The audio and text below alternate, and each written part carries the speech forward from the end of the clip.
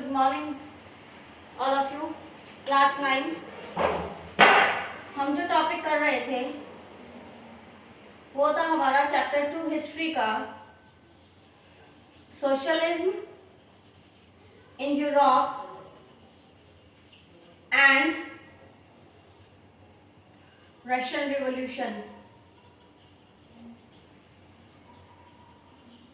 इस टॉपिक को स्टार्ट करने से पहले मैं आपको बता देती हूँ, एक थॉट के साथ हम शुरुआत करते हैं कि जब छोटे छोटे सुधार किए जाते हैं तब हम बढ़ते हैं सफलता की ओर, यानी कि छोटे किए गए सुधार हमें कामयाबी की तरफ लेके जाते हैं। तो मेरी आपसे यही एक गुजारिश है कि आप अपनी लाइफ में, अपनी स्टडी में जिसमें आप कॉन्टिन्यूटी नहीं बना पा रहे हैं या आपको लग रहा है कि मैं उस डेस्टिनेशन तक नहीं पहुंच पा रहा हूं, तो रास्ता हमें बदल देना चाहिए। कई बार शॉर्टकट्स लगते हैं, कई बार लॉन्ग वे भी हमें जाना पड़ता है, तो डरने की कोई बात नहीं है। अपनी लाइफ में चेंजेस लेके आइए जिससे आपको सक्सेस मिलेगी, और जब आपको सक्सेस मिल जाएगी तो आपको मालूम है कि जो सफलता है वो खुशी हमें देती है। तो और जब हमें ये पता लगता है हमारे इन चेंजेस की वजह से वो सक्सेस हमें मिली है, तो वो जो हैप्पीनेस हमें मिलती है वो डबल हो जाती है, खुशी दोगुनी हो जाती है। तो हमारा जो टॉपिक था वो है सोशलिज्म इन यूरोप। कल हमने 3 सोसाइटीज के बारे में पढ़ा था। सोसाइटीज की मेंटालिटी क्या थी, जिसमें लिबरल्स, रेडिकल्स और कंजर्वेटिव्स थे। तो लिबरल्स मैंने आपको बताया था उदारवादी थे, रेडिकल्स जो थे वो परिवर्तन चाहते थे, इसलिए परिवर्तनवादी। कंजर्वेटिव पहले तो चाहते ही नहीं थे कि कोई चेंजेस आए, बदलाव आए, और फिर धीरे धीरे इन्होंने इन दोनों को देखा और सोचा कि नहीं बदलाव आने चाहिए, लेकिन इन्होंने एक थ्योरी रख दी थी कि स्लो प्रोसेस होना चाहिए, प्रक्रिया है वो जो बहुत धीमी होनी चाहिए। अब हम बात करते हैं इंडस्ट्रियलाइजेशन के बारे में। यूरोप में इंडस्ट्रियलाइजेशन, अब यूरोप में किसी भी चीज की शुरुआत इतनी आसानी से कैसे हो जाती थी, उसके लिए भी रिवॉल्यूशन हुआ। इंडस्ट्रियलाइजेशन किसी भी कंट्री में या किसी भी रीजन में फैक्ट्रीज का, मल्टीपल फैक्ट्रीज का डेवलप होना, उनकी ग्रोथ होने को हम इंडस्ट्रियलाइजेशन कहते हैं। इसके बारे में कि इंडस्ट्रियलाइजेशन कैसे आया, उससे पहले का क्या टाइम था, हम इसके बारे में 10th में पूरे चैप्टर पे डिस्कस करेंगे। मैं भी आपका टाइम वेस्ट नहीं करूंगी, हम आगे चलते हैं। जब यूरोप में इंडस्ट्रियलाइजेशन आया तो मेन, विमेन, यहाँ तक कि बच्चे भी इसी में इन्वॉल्व होने लग गए थे। सभी ने इंडस्ट्रीज ज्वाइन कर ली थी। क्यों कर ली थी? क्योंकि वेजेस कम थे, वेजेस इसमें कम थे, वर्किंग आवर्स इसमें ज्यादा थे, बहुत सारी प्रॉब्लम फेस करने लगे थे इंडस्ट्रियलाइजेशन आने के बाद भी। हाउस सिंग एनवायरनमेंट अच्छा नहीं था, अनएम्प्लॉयमेंट था, सैनिटेशन की प्रॉब्लम थी, तो ऐसी बहुत सारी चीजें थी जो उनको फेस करनी पड़ रही थी। अब लिबरल्स और रेडिकल्स ने इस चीज के लिए सोचा काफी कुछ। क्या सोचा उन्होंने कि क्यों ना जो हमारे पास प्रॉपर्टी है, क्योंकि आपको याद होगा लिबरल्स प्रॉपर्टी माइंडेड थोड़े से अपने आप को उन्होंने सेट कर रखा था। तो लिबरल्स और रेडिकल्स दोनों ने मिलकर सोचा कि जो उनके पास प्रॉपर्टी है क्यों ना उसका यूटिलाइजेशन किया जाए। और यूटिलाइजेशन किस तरीके से कि हम इस प्रॉपर्टी से ना डिस्ट्रीब्यूट करेंगे वर्क को, लोगों को काम मिलेगा। प्रॉपर्टी की जगह हम इंडस्ट्रीज लगाते हैं, लोगों को काम मिलेगा, वेजेस अच्छा देंगे, गुड वेजेस मिलेगा, प्रोडक्शन इंक्रीज होगा,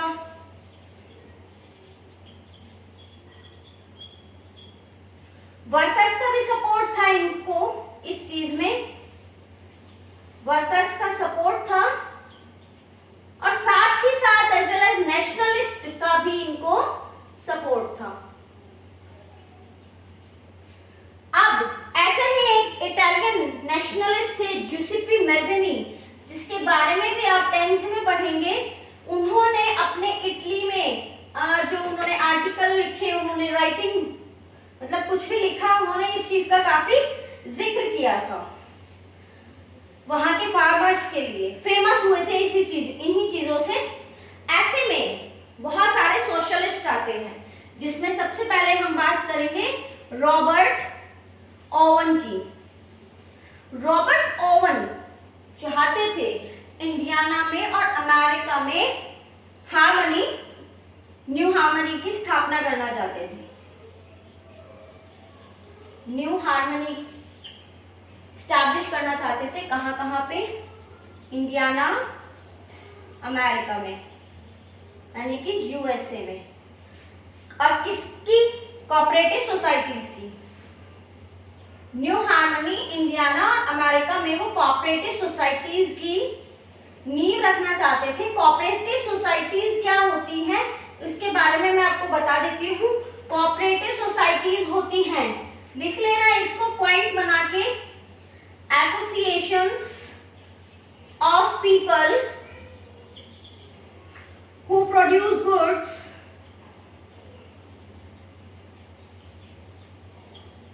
and distribute profits according to the work done by members। Cooperative societies शुरू की जाती है, ऐसी संस्थाएं जो लोगों के द्वारा किसी भी चीज का उत्पादन करने के लिए किया जाता है, और उसमें जो भी प्रॉफिट मिलता है ना वो उसको वितरित कर दिया जाता है उन्हीं मेंबर्स ने जिन्होंने काम किया होता है। लेकिन वो प्रॉफिट आपने क्या काम किया, कितना काम किया, उस हिसाब से मिलता है। आगे हम इसी के बारे में कंटिन्यू करते हैं। लुइस ब्लांक इस फिलॉसफी से बिल्कुल एग्री करते थे, लेकिन वो ये चाहते थे कि ये पॉलिसी गवर्नमेंट लेके आए, यानी कि इसका उद्घाटन जो किया जाए वो किसके थ्रू किया जाए? गवर्नमेंट के हाथों हो, क्योंकि होते हैं थोड़ा गवर्नमेंट माइंडेड कि नहीं, प्रॉफिट गवर्नमेंट को ही जाए ताकि गवर्नमेंट काफी कुछ कर सके लोगों के लिए। ऐसे में हमारे पास एक और फिलोसोफर आते हैं जो कम्युनिस्ट को बहुत ज्यादा मोटिवेट करते थे, कार्ल मार्क्स। नाम आपने सुना होगा, कार्ल मार्क्स। कार्ल मार्क्स कहते थे कि जो इंडस्ट्रीज है ना, इसका सारा प्रॉफिट जाता है कैपिटलिस्ट को। अब कैपिटलिस्ट कौन होते हैं? पूंजीवादी, जिनके पास जमीन वगैरह होती है, प्रॉपर्टी होती है, तो कहते हैं इन्हीं के पास सारा प्रॉफिट चला जाता है। और काम कौन करते हैं? वर्कर्स करते हैं, तो वर्कर्स का सारा प्रॉफिट इनको पास चला जाता है।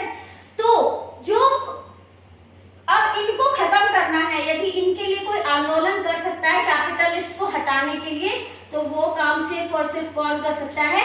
वर्कर्स ही कर सकते हैं।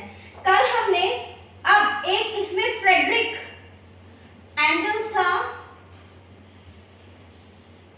जो कार्ल मार्क्स के इस डिसीजन से बिल्कुल एग्री करता था। हमने लास्ट कल टॉपिक छोड़ा था ब्लडी संडे या ब्लडी रिवॉल्यूशन के नाम से इसको जाना जाता है। तो ब्लडी रिवॉल्यूशन या ब्लडी संडे क्या है वो देख लीजिए। 1905 में जार जो किंग था रशिया का, उसने अपनी आर्मीज के साथ मिलकर क्या किया था? अटैक करवा दिया था कॉमन पीपल पर। बहुत ज्यादा मारपीट करी गई थी, खून की नदियां बह गई थी, इसलिए हम इसको ब्लडी रिवॉल्यूशन या ब्लडी संडे कहते हैं। तो आगे के टॉपिक्स हम कल क्लियर करेंगे। मैं एक आपको टाइमलाइन बना के दूंगी, आप उस टाइमलाइन को अच्छे से लर्न कर लेना।